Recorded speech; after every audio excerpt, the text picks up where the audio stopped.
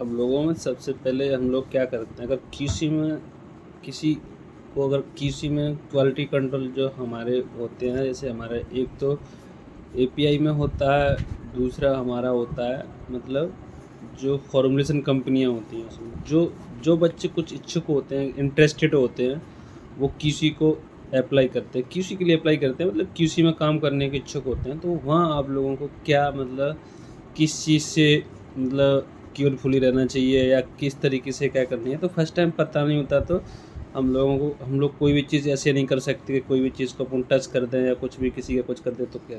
तो सबसे पहले देखो हम लोगों को क्या करनी है, सबसे पहले हम लोगों को ये चीज़ देखना चाहिए कि वहाँ पर जो एसओपी होती हैं लैब के अंदर, हर किसी का लैब हमारा अच्छे से सेटअप है, सिस्टमेटिव है। तो सबसे पहले हम लोगों को उनकी जो एसओपी होती है वो उनको टाइम देखकर सबसे पहले वो चीज़ प्रिपेयर करना चाहिए कि भाई हर एक इंस्ट्रूमेंट की एक एसओपी होगी। एसओपी क्या होती है, स्टैंडर्ड ऑपरेटिंग प्रोसीजर। जो एसओपी होती है ना वो हर एक इंस्ट्रूमेंट का उसमें क्या है प्रोसीजर दिया होता है। तो हम लोग उसको जैसे कि 1 बाय 1 करके हमने मान के चलो हमें काल प्रेशर है, तो काल प्रेशर क्या होता है, काल प्रेशर मतलब काल प्रेशर होता है कि तो वाटर कंटेंट होता है, मतलब कितने % इसमें वाटर है।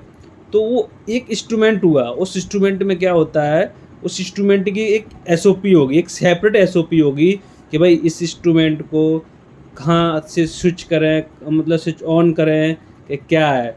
तो कितना हम लोग मिथेनॉल लें कि सबसे पहले हम इसको क्या करें, कितना हमारा वेस्ट सॉल्वेंट है उसको कैसे ड्रेन करें, क्या है वो सारा इस एसओपी के अंदर दिया रहता है। तो हम लोगों को सबसे पहले एसओपी प्रिपेयर करना चाहिए। भले ही हमारा 15 डेज 1 मंथ या 2 मंथ या 3 मंथ अगर हमारा जा भी रहा है तो हमें कोई इस चीज़ का कोई वो नहीं रहना चाहिए कि हमारे भाई टाइम हम क्या चला गया, हमने कुछ सीखा नहीं। सबसे ही पहले फर्स्ट टाइम इस चीज़ को समझना चाहिए कि भाई हमारा जो सॉल्यूशन है, जैसे हम लोग मैंने अभी इंस्ट्रूमेंट की बात करी, हमारा सबसे छोटा इंस्ट्रूमेंट होता है लैब के अंदर बात भी करें तो ये हमारा काल प्रेशर होता है, ठीक है। एक हमारा पीएच मीटर होता है, तो पीएच मीटर की भी हमारे पास एक एसओपी होती है। अब अपन लोग बात करें कि पीएच मीटर की अपने कौन कौन से बफर होते हैं।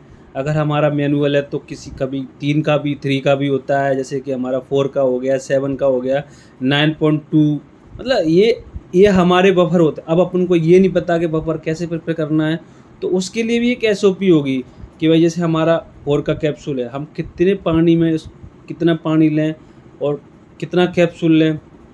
तो ना उस एसओपी को आप प्रिपेयर करोगे ना, आपको वहाँ से सारी चीज़ें पता चल जाएगी कि भाई हमको कितना पानी लेना है, कितना कैप्सूल लेना है। तो एक कैप्सूल लेके 100 ml पानी में उसको डिजोल्व करेंगे और कुछ टाइम तक इसको होल्ड करके रख देंगे। ये हमको एसओपी बताएगी। हम लोग एसओपी प्रिपेयर करेंगे, उसके बाद कोई भी इंस्ट्रूमेंट देखेंगे और इंस्ट्रूमेंट को जब भी हम टच करेंगे तभी देखेंगे, हम उस इंस्ट्रूमेंट के बारे में कुछ जान लें, कुछ समझ लें कि भाई इस इंस्ट्रूमेंट को कैसे हैंडल करना है, क्या करना है। इसके अलावा अपन लोग करते हैं तो भाई कहीं ना कुछ उल्टा सीधा हो जाएगा। हो सकता है कि हमें उससे कहीं प्रॉब्लम आ जाए, कोई रॉ मटेरियल ऐसा हुआ कि हमको पता नहीं, जैसे कि हमारा मिथेनॉल है, हम मिथेनॉल की स्मेल तो ले सकते हैं, बट अगर हमारे मुंह में थोड़ा सा भी चला गया तो भाई हमारे जान जा सकती है। इसलिए हम लोगों को देख के समझ के, इसलिए मैं कहता हूँ कि आप जो भी लैब में जो भी स्टूडेंट हमारे इच्छुक हैं या लोग एमएससी कर रहे हैं या बीएससी कर रहे हैं, तो भाई इस चीज़ को सबसे पहले समझ लेना चाहिए कि लैब के अंदर लैब के लिए हमें क्या करना चाहिए, क्या नहीं करना चाहिए। तो ये चीज़ें ना बहुत मतलब केयरफुली बात है, इम्पोर्टेंट्स बातें हैं, इनको सबसे पहले एसओपी प्रिपेयर करना चाहिए। एसओपी प्रिपेयर आपको आ गई है, कर लिया आपने। जैसे हमारा हैवी इंस्ट्रूमेंट हुआ, एचपीएलसी हुआ, भाई वो सबसे कॉस्टली इंस्ट्रूमेंट होता है। तो अगर कोई भी आपको सीनियर पर्सन होगा आपसे, तो आपको पहली बात तो उसको टच नहीं करने देगा, ना ही आपको बोलने देगा वो।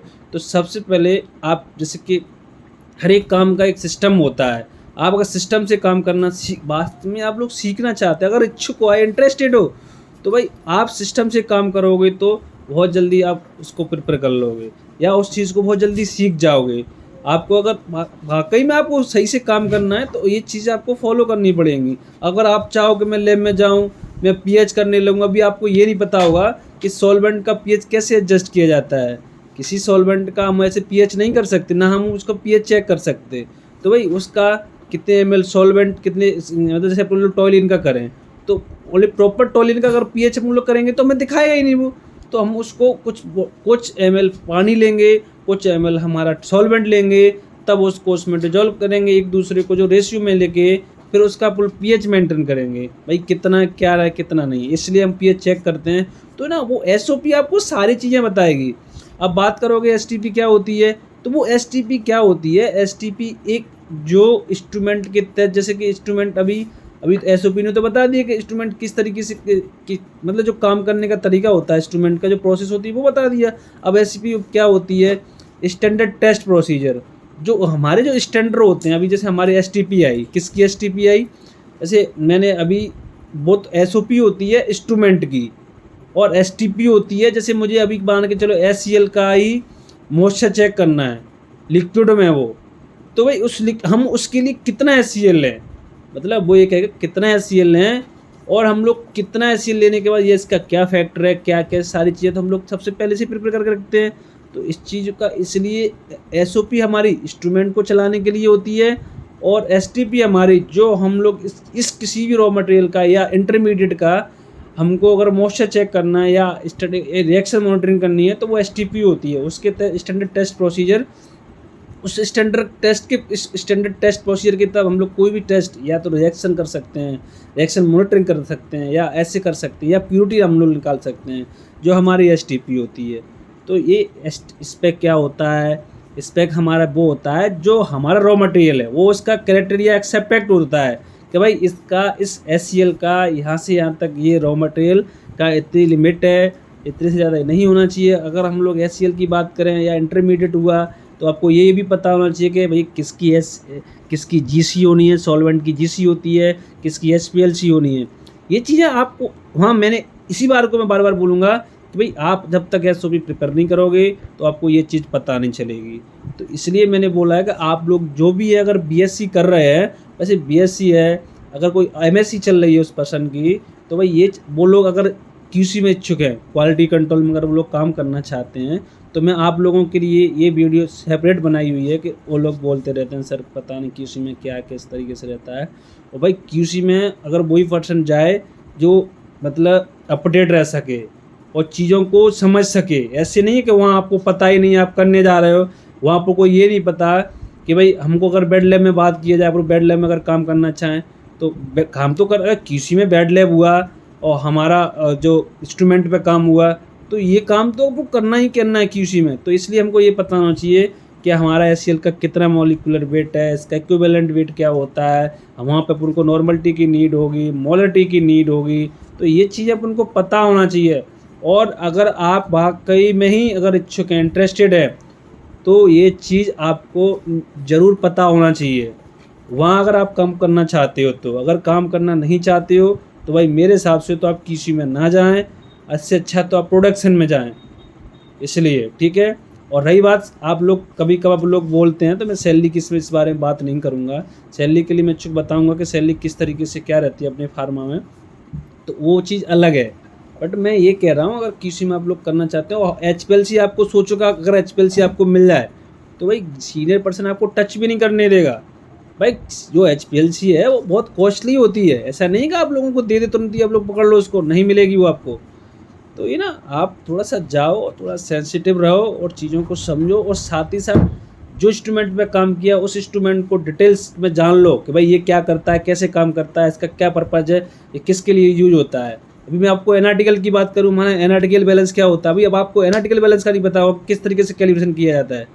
तो हर रोज़ ये पता होना चाहिए कि भाई हमारा कौन सा इंस्ट्रूमेंट कैलिब्रेटेड है, कौन सा नहीं है, और कैलिब्रेटेड होना चाहिए। अगर आप ये चेक करके अगर काम करोगे परफॉर्मेंस, तो आपको अच्छा टेस्टिंग मिलेगी और आपको बिलीव होगा, आप हर काम को कर पाओगे अच्छे से। ऐसा नहीं है कि आप लोग गए और करने दिया, ठीक है। आप लोगों को मैं बस इतना ही बताना चाहता हूँ कि आप लोग कोई भी वन पर्सन है वो किसी में करना चाहता है, इसलिए मुझे ये वीडियो बनानी पड़ी और आप लोगों को ये बताना पड़ा कि आप लोग इस चीज़ को फॉलो करें प्लीज़। और आप वाकई में इच्छुक हैं तो आप किसी ज्वाइन करें, किसी में आएँ आप लोग। किसी में भी आप ऐसा नहीं है कि नहीं कुछ, किसी में बहुत अच्छा फ्यूचर है, लोग अच्छे से मेहनत करते हैं और वो लोग बहुत आगे तक जाते हैं।